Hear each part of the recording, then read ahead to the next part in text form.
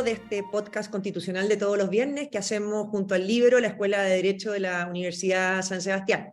Como todos los viernes, estamos con dos destacados profesores de la universidad, con Gonzalo Arena, que es además el director de la carrera de la Escuela de Derecho, exdiputado y doctor en Historia, y con el consejero constitucional Luis Alejandro Silva, para ir poniéndonos al día. Esta fue una semana noticiosa porque se instaló finalmente este Consejo Constitucional. Se instaló de una manera sobria, muy republicana. A mí, por lo menos en lo personal, me gustó muchísimo el discurso de Beatriz Hevia, muy distinto a lo que habíamos vivido varios en distintas formas.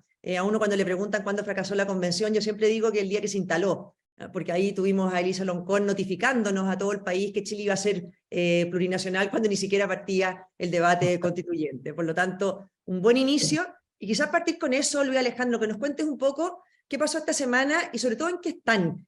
Uno está leyendo por ahí que están, ¿no es cierto?, debatiendo las presidencias de las comisiones. ¿Qué está pasando y qué ha pasado esta semana?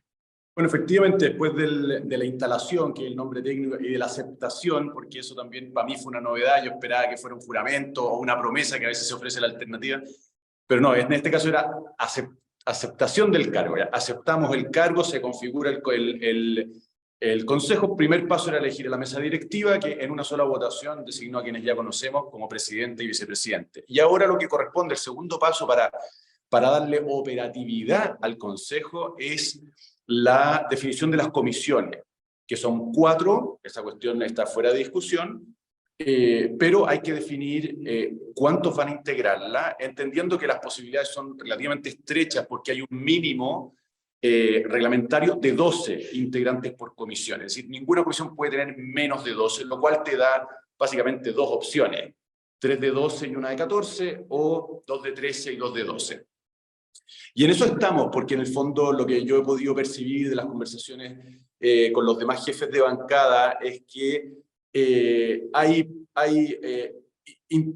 consejeros interesados en participar en una u otra comisión, y esa baraja no es tan fácil de ajustar a los números que te decía de 12 y 14 o 13 y 12. Y entonces estamos en eso hoy día, trabajando en una propuesta lo más consensuada posible, de manera de que la mesa directiva, que es lo que le corresponde, la presente en el Pleno y se vote. Y con eso ya empieza a funcionar, tú esto lo sabes mucho mejor que yo, con esto empieza a funcionar ya la mecánica del Consejo, porque es en las comisiones donde se ven las indicaciones, donde se van a recibir las audiencias públicas, etc. Así que en eso estamos. El lunes en principio debiera haber sesión y esperamos que entonces pueda definirse este pendiente. Oye, antes de entrar a dos temas que son bien de contingencia, que tienen que ver con el debate constitucional, le quiero preguntar una cosa a Gonzalo. Ayer salió, me acordé ahora, ayer salió una entrevista a uno de los consejeros, a Jerko Lubetich, que a mí por lo menos me llamó muchísimo la atención porque decía, en lo que hay acuerdo en la Constitución y en lo que no hay acuerdo para la ley. O sea, es decir, en lo que a mí me gusta, que quede en la Constitución, y en lo que a mí no me vaya a gustar, no se resuelva y que quede para la ley. ¿Cómo ves eso y qué riesgos tiene eso hoy día en un Chile como este? Sí, no, el gran riesgo es que salga una constitución sin gusto a nada, que nadie la sienta como propia y que por ende nadie la vaya a defender en 2 años más, cuando la izquierda, que es lo que va a hacer, trate de legitimarla y votarla de nuevo. Entonces yo creo que no es una postura honesta, porque no tiene necesariamente que ser por unanimidad. Si lo que hizo la comisión de expertos, bueno, está muy bien, etcétera, pero la comisión de expertos no refleja fuerzas políticas, no refleja el sentir de la sociedad, no refleja la discusión que hay en Chile, y por lo tanto, claro, pueden llegar a unanimidad porque son cosas técnicas, pero hoy día lo que le va a dar vida, cuerpo, alma a esa constitución es precisamente una confrontación de visiones de país, y por supuesto que tiene que quedar plasmada una visión que ojalá sea lo más amplia posible.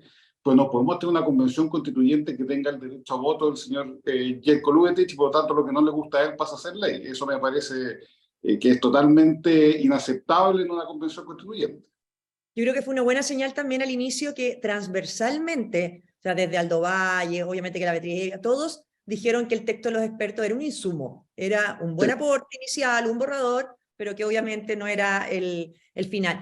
Hay un tema que toda la gente hemos seguido, ¿no es cierto?, durante estos días, que tiene mucho que ver también con lo constitucional. Yo sé que todavía no se empiezan a votar ni a decidir, pero ¿qué es lo que estamos viendo en la Corte Suprema? ¿No es cierto? Que hemos visto, la verdad, que un espectáculo para el Estado de Derecho, hemos visto desde un fallo inicial que prácticamente legisla, o sea, cuando la gente le dice, no, los fallos tienen que regir para las partes precisamente porque los jueces no hacen leyes, ¿ah? Los que hacen leyes son los parlamentarios y esos son leyes de efecto general, los jueces lo que hacen es efecto para las partes. Pero vimos este fallo de la ISAPRE, ¿no es cierto?, que estaba llamado a regir en términos generales, después vimos a la vocera decir que no era así, pero los tribunales hablan por sus fallos, ahora tenemos que esperar un recurso de aclaración.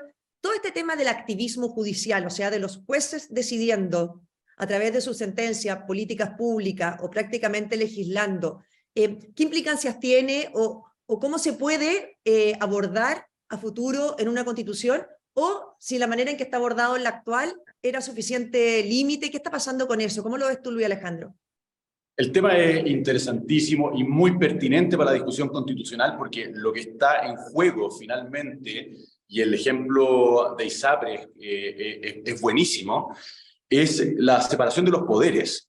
Nosotros, y esto es un patrón en el constitucionalismo occidental, tenemos un esquema de 3 poderes interdependientes, porque no son realmente independientes en el sentido de que hay mecanismos de control mutuo que pasan, por ejemplo, por los esquemas de nombramiento, de sanción, exigencia de la responsabilidad, etc.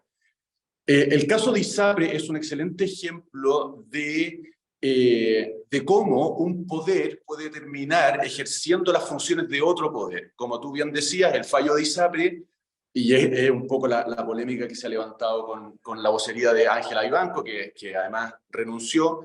El fallo de ISAPRE extiende sus efectos impropiamente a un montón de personas que no fueron parte del litigio que motivó la sentencia. En la práctica puede decirse que esa es una ley disfrazada de sentencia porque tiene efectos generales y no particulares, que es lo propio de la sentencia. La Constitución tiene que establecer mecanismos, primero tiene que explicitar que el Poder Judicial, como cualquier otro poder del Estado, el Ejecutivo o el Legislativo, tiene su esfera propia y no puede salirse de allí. Y después establecer mecanismos que aseguren que eso sea así, o que den la mejor garantía posible, entendiendo que en el poder del Estado siempre hay un punto por donde se fuga la soberanía, podríamos decir. Y la segunda observación, para no alargarme demasiado, Marcela, es que es interesante que en el caso de ISAPRE, cierto, hay un protagonismo de la Corte Suprema muy visible porque son los que dictan el fallo, pero aquí también hay una complicidad pasiva por parte del legislador, particularmente del Congreso, porque recordemos que la Corte Suprema ha estado resolviendo cientos de miles de recursos de protección hace más de 12 años, sin que el poder político se haga cargo del forado que estaba originando esta avalancha de recursos de protección. Y por lo tanto, esta sentencia, que de alguna manera encubre una ley, se está haciendo cargo impropiamente, pero se está haciendo cargo de una omisión del legislador. Por lo tanto, también en la discusión constitucional, precisamente a propósito del fallo ISAPRE, es muy interesante pensar qué mecanismos vamos a tener para estimular, dicho así de la mejor manera posible, estimular al legislador a hacer la pega. Muy bueno. Oye, Gonzalo, ¿y tú cómo lo ves? O sea, ¿crees que los mecanismos actuales se quedan cortos? ¿Cómo ha sido en la historia también un poco esta relación Poder Judicial-Legislativo en Chile? Sí, bueno, Luis Alejandro lo ha dicho muy bien. O sea, esto realmente, creo yo, es peligroso. Y lo que demuestra esto es que cuando uno anda siempre por la cornisa, tarde o temprano se va a caer. Y eso es lo que les pasó hoy día, porque este tema de sobrepasar sus atribuciones por parte de los jueces y el activismo judicial lleva bastante tiempo, siempre radicado en la tercera sala, siempre con el mismo juez que lidera este tipo de cosas. Y no solamente se pueden producir problemas graves como la ISAPRE, sino que además pueden generar dramas humanos muy grandes. Me tocó participar mucho en el tema de los remedios, por ejemplo. Hay ciertos remedios que son muy caros, que las políticas públicas no pueden abordarlo porque implica dejar de lado otros remedios que son mucho más masivos, que pueden ser mucho más efectivos.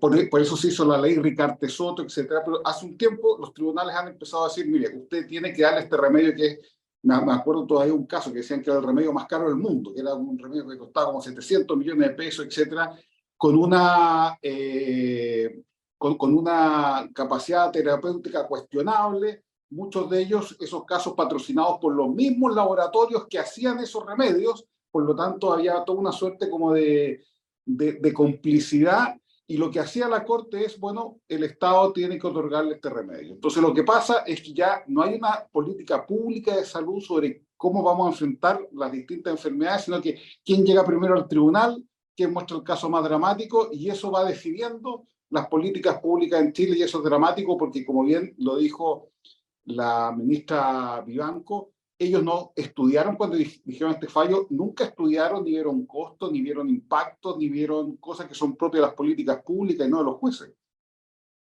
Así es. Y hay otro tema que también ha sido bien dramático esta semana, ¿no es cierto?, con estas guaguitas que han fallecido por falta de atención médica, por falta de cama. Cuando fue la pandemia, yo me acuerdo que una de las primeras medidas que toma en ese minuto el gobierno y el ministro de Salud fue unir la red de salud pública y privada y manejarla como una sola red para atender la pandemia. Y ahí mucha gente entendió, ¿no es cierto?, que el rol subsidiario del Estado, que está, ¿no es cierto?, garantizado en Chile, no impide, sino al revés, tenía todas las herramientas para esta cooperación público-privado. Cuando hoy día vemos en riesgo no solamente el derecho, o sea, el derecho a la elección en materia de salud, que las personas pueden elegir un proveedor privado, vemos en riesgo, ¿no es cierto?, la existencia de un sistema de salud privado, pero hemos visto al mismo tiempo cómo el sistema de salud público no da abasto en un país como Chile.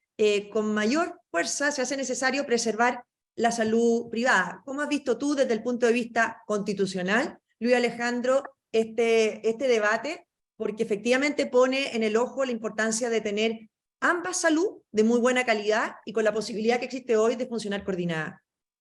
Bueno, muchas ideas se me ocurren. Obviamente este es un muy buen ejemplo de la discusión que se da en el eje subsidiariedad, Estado social y democrático de derecho, ¿no?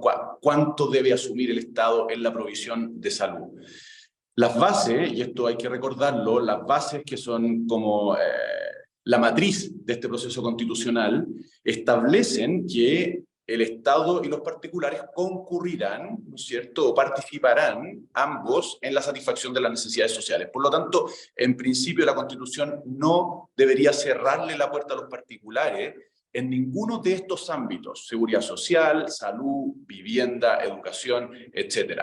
Es una primera cuestión. La segunda cuestión, la participación de los particulares es conveniente desde el punto de vista constitucional porque empíricamente ofrece mejores tasas de satisfacción, una mayor efectividad, ¿no?, a la hora de satisfacer o de proveer salud, ¿no? Es decir, la población está mejor cuando los privados intervienen porque hay una mejor gestión, ¿no? Definitivamente hay una mejor gestión de los recursos. Pero aunque no fuera así, incluso aunque no fuera así, hay una buena razón constitucional para preservar ese ámbito de autonomía para que los particulares participen, que es evitar el monopolio estatal en una materia tan sensible como es la salud de las personas. Hay que recordar que la Constitución, por lo menos desde mi punto de vista, tiene como finalidad última impedir que el Estado se transforme en tu peor enemigo.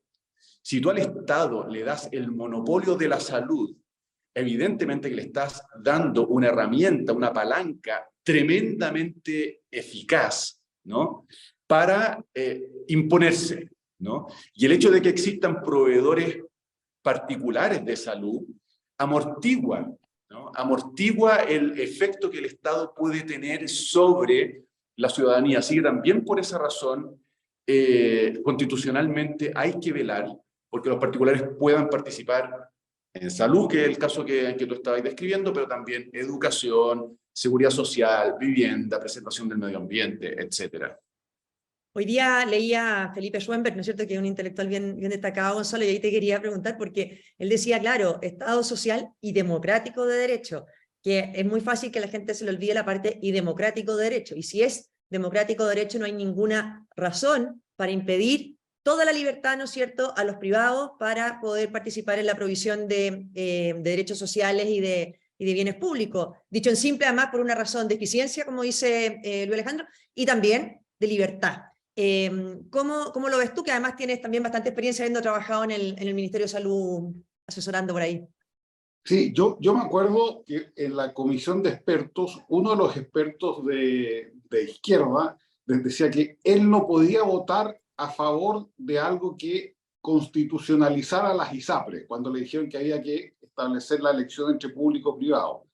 Entonces, eso demuestra que incluso en personas inteligentes, preparadas, la ideología ciega, ¿ah? Porque cuando uno habla de la opción público-privada, la elección, uno no está hablando de un modelo en específico, puede ser ISAPRES, pueden ser otras cosas, pueden ser seguros, o sea, pero la ideología, ¿no es cierto?, impone esa incapacidad de ver que primero el Estado nunca va a poder ser el gran proveedor de todos los servicios sociales necesarios en educación, pensión y salud, y que los privados sí es un aporte para el país, ¿ah?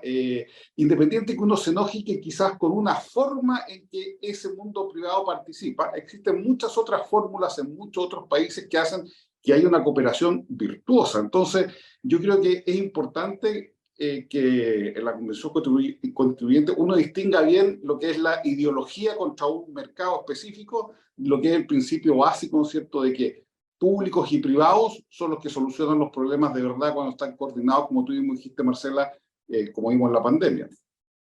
Ahora uno ve esto de los privados, claro, los quieren fuera, a veces esta izquierda más extrema, pero por Dios que les gusta meterlo adentro cuando tienen que negociar, ¿no es cierto?, esta reforma tributaria, en que hemos visto que incluso se han saltado los parlamentarios para ir a considerar Habla como con los privados. claro, a interlocutores a los gremios empresariales. Luis Alejandro, ¿qué se viene para esta semana? Y quizá cerrar con eso, ¿qué se viene para los próximos días en el Consejo Constitucional? Mira, yo te diría que hay dos grandes, no sé si desafío, etapa, no sé cómo llamarlo. Uno es el trabajar en las indicaciones, porque tenemos un plazo de 40, o existe un plazo, ¿no?, constitucional de 40 días para presentar todas las indicaciones al anteproyecto, que después se van a sintetizar y se le va a presentar eso también al comité de expertos. El comité de expertos va a tener que hacer observaciones a las indicaciones que los consejeros le hagamos al anteproyecto. Por lo tanto, esta primera etapa para los consejeros va a ser de un trabajo muy intenso en las indicaciones al anteproyecto. Eso es un primer. Y el segundo gran tema es el de la participación ciudadana, que además aprovecho de, algo hablamos creo que en el penúltimo programa, aprovecho a hacer un llamado, ¿no es cierto?, a todos los que nos estén acompañando hoy día a participar. Ya se abrieron las instancias que son Iniciativa Popular de Normas, llamada IPN, las audiencias que se pueden solicitar para con el Consejo, y si no hubiera espacio con las universidades, hay una instancia de cabildo y las encuestas. Y entonces hay también, es prácticamente un mes abierto, una ventana abierta de un mes para que la ciudadanía pueda participar en estos 4 formatos, a través de estas 4 vías. Y eso en interacción con el Consejo, que debe procesar esta información de distintas maneras. Solo me refiero a las IPN, las Iniciativas Populares de Norma, que tienen, cuando se cumplen los requisitos, que incluye quizás el más relevante, un número específico de firmas. El Consejo debe hacerse cargo de ellas para distinguirnos del proceso de la Convención Constituyente, y este es un mandato que está en el reglamento. El Consejo debe pronunciarse acerca de la iniciativa popular de ley. Es decir, la ciudadanía que patrocine una determinada idea, una sugerencia constitucional, va a saber qué se dijo respecto de ella, si se acoge y por qué, si se rechaza y por quién. Esos son los grandes temas que se vienen para las próximas semanas. Ahora es bien importante ese tema porque nosotros decimos, siempre se ve como el fracaso de la convención en que no quisieron negociar ni conversar con la exconcertación, ni con Chile Vamos, etc. Yo creo que ya eso es un punto, pero lo peor fue que excluyeron a la ciudadanía y hicieron un texto que era alejado del sentido común de la ciudadanía. Si ellos, sin conversar con nosotros, hubieran hecho un texto razonable que le hubiera hecho sentido a la ciudadanía, hubieran tenido éxito igual y no habría habido problema. Oye, una cosa corta, Luis Alejandro, tú eres el coordinador de la bancada, por así decirlo, los republicanos. Yo tengo buena opinión, ¿no es cierto?, de Arturo Phillips, que es coordinador de los consejeros UDI, Pilar Cueva de Renovación Nacional. Muchos que no militamos y que vemos esto de afuera, queremos verlos trabajar unidos. ¿Están dándose paso en eso, sobre todo ahora en las indicaciones y en lo que viene, para poder trabajar unidos en el cuento? Definitivamente, la primera instancia de esto se instaló el miércoles, todavía estamos conociendo porque la jefa de bancada de RN más Evópoli es la Pilar Cueva, elegida por Aysén, y Arturo Phillips, el jefe de bancada de la UDI, y los tres hemos estado muy coordinados para la definición que te decía al principio de las comisiones. Es decir, quiénes serían, en qué comisiones, ir pensando quiénes podrían presidirla, etcétera. Y te diría que el clima, que la motivación es buenísima, la cordialidad y la sintonía total. O sea, yo estoy bien optimista respecto del trabajo coordinado que vamos a hacer. Y estamos conociéndonos también con los jefes de bancada del oficialismo, que son tres también. Y a mí me parece que el espíritu es exactamente el mismo que te digo respecto de nosotros. Así que... Perfecto. Gonzalo, quizás para cerrar, ¿alguna petición al trabajo que están haciendo ahí el profe Silva en el Consejo? Sí, que no se encierren en RN y la UDI. Que traten de llegar ahí. Hay una bancada del Partido Socialista, que los socialistas llevan mucho tiempo siendo razonables en muchas cosas, y yo creo que pueden lograr ir más allá de la UDI y RN, y sería muy, muy bueno. Más que hacer que la UDI o RN vayan a ser como una especie de mediadores de unos supuestos republicanos extremos versus una centroizquierda. Yo creo que si ustedes cumplen ese rol, sin necesidad de depender de Chile Vamos, sino que yendo directamente con el socialismo democrático, yo creo que van a tener un respaldo gigantesco y van a adquirir mucha prestancia como partido político con opción de gobierno el día de mañana. Creo, o sea, esto ya es una opinión muy personal, ¿no? Obvio, entonces yo aquí cierro para que el pobre profe Silva no tenga que decir algo en esa materia. Fue todo dicho por Gonzalo Arena. Oye, muchas gracias a los dos y a todos quienes nos han escuchado en esta actualización semanal de lo que está pasando en el proceso constitucional. Muchas gracias.